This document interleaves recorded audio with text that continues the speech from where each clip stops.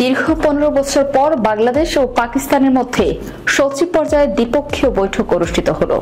বৃহস্পতিবার ঢাকায় অনুষ্ঠিত এই বৈঠকে অংশ নেন পাকিস্তানের পররাষ্ট্র সচিব আমনা বালসু এবং বাংলাদেশের পররাষ্ট্র সচিব মোহাম্মদ জসিমউদ্দিন। বৈঠকের একদিন পর শুক্রবার পাকিস্তানের পররাষ্ট্র মন্ত্রণালয় তাদের ওয়েবসাইটে এক বিবৃতিতে জানিয়েছে, দ্বিপক্ষীয় আলোচনাটি সৌহার্দ্যপূর্ণ হয়েছে এবং দুই দেশের সম্পর্ক পুনর্জীবিত করার উপর জোর দেওয়া হয়েছে। পাক পররাষ্ট্র মন্ত্রণালয়ের বিবৃতিতে বলা হয়, দুই দেশের প্রতিনিধিরা রাজনৈতিক, অর্থনৈতিক, সাংস্কৃতিক, শিক্ষাগত ও কৌশলগত সহযোগিতা নিয়ে বিস্তারিত আলোচনা করেছেন।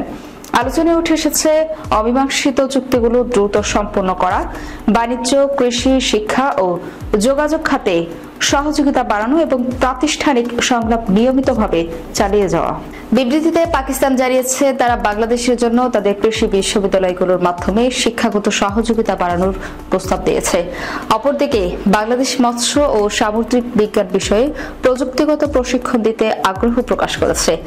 এছাড়া করাচি ও চট্টগ্রাম বন্দরের মধ্যে সরাসরি যোগাযোগ, আকাশপথে ফ্লাইট চালু এবং ভিসা ও ভ্রমণ প্রক্রিয়া সহজীকরণের দুই পক্ষে সন্তোষ প্রকাশ করেছে।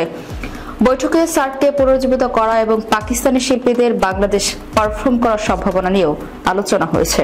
পাক মন্ত্রণালয়ের বিবৃতিতে আরো বলা হয়, বৈঠকে কাশ্মীরি জনগণের অধিকার এবং গাজা ইসরায়েলের বর্বরতার নিন্দা জানিয়ে দুই দেশ অভিন্ন অবস্থান নিয়েছে।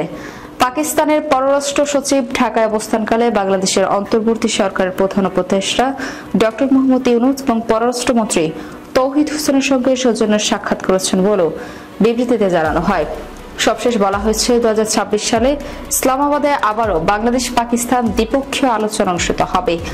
দীর্ঘ সময় পর এমন বৈঠককে দুই দেশই ইতিবাচক অগ্রগতি হিসেবে দেখছে।